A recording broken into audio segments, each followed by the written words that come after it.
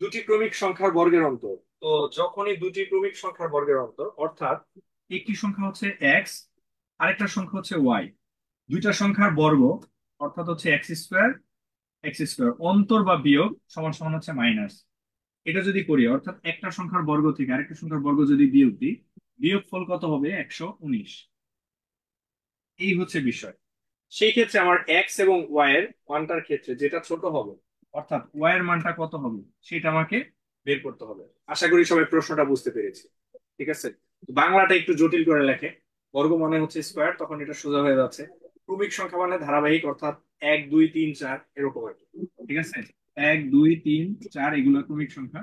তার মানে হচ্ছে 4 স্কোয়ার মাইনাস হচ্ছে 3 স্কোয়ার, মানে পর পর দিয়ে দুইটা আছে, এটার বিয়োগ ফল হচ্ছে 119। এরকম বিষয়টা বলা আছে। ওকে।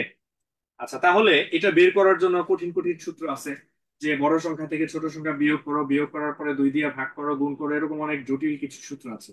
বাট আমরা এত জটিলতায় যাব না, আমরা জাস্ট খুব সিম্পল একটা কাজ করব। খুবই সিম্পল একটা কাজ করব, জাস্ট একটা কাজ করব, এটাকে অর্ধেক করব। ওকে, এটাকে কি করব? হাফ করব। হাফ বা অর্ধেক করবো। ঠিক আছে, এটাকে অর্ধেক করলে 120-এর অর্ধেক কত? 60। 60-এর অর্ধেক হচ্ছে আমার 59.5। ওকে, এটাকে অর্ধেক করলে কি হয়? যে 59.5। ঠিক আছে, 59.5।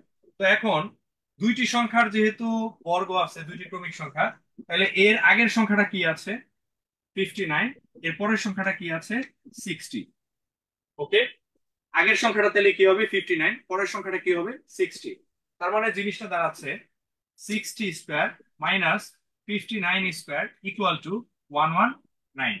তাহলে ক্রমিক সংখ্যাটা হচ্ছে আমার হচ্ছে 59 কমা হচ্ছে 60 কমা 61 62, এইভাবে করে ক্রমিক সংখ্যাটা যাচ্ছে।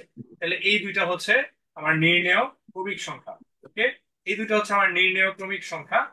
এবং এই দুইটার মধ্যে আমার যেহেতু ছোট সংখ্যাটি চেয়েছে, তাহলে ছোট সংখ্যাটা হচ্ছে 59। তাহলে উত্তর হবে অপশন বি, 59। আশা করি সবাই বুঝতে পেরেছি। তো এই অঙ্কটা যখন আমরা শিখলাম, যখন আপনার প্রাইমারিতে গত বছর, এই প্রশ্নটা প্রচুর এসেছে এবং এনটিআরসি পরীক্ষাতেও এসেছে, এবং বেশ কিছু আপনার ক্যাডার নন ক্যাডার পরীক্ষাগুলোতে এই এমসিকিউটা এসে থাকে। তো সেই ক্ষেত্রে আমরা এটার কোনো ঝামেলা নেই। জাস্ট হচ্ছে আমরা একটা কাজ করব, সেটা হচ্ছে আমরা এই অপশনটা একটু দেখব। ঠিক আছে, আমরা জাস্ট এখানে যা দেয়া থাকবে, যে অন্তর যে বিয়োগফল যেটা দেওয়া থাকবে, এটার জাস্ট অর্ধেক করে ফেলবো, তাহলে আমার নির্ণয় উত্তরটা হয়ে যাবে। ঠিক আছে।